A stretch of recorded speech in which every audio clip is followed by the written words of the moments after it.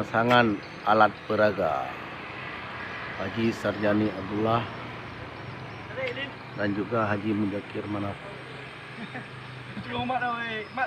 dan Fatullah calon wakil Gubernur Aceh dan juga Al-JG wakil Bupati Kediri. Oh, bucek piu.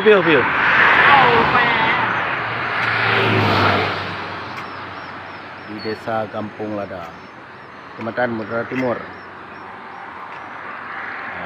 InsyaAllah kita wakil daerah halangan kata, InsyaAllah orangnya bermenang.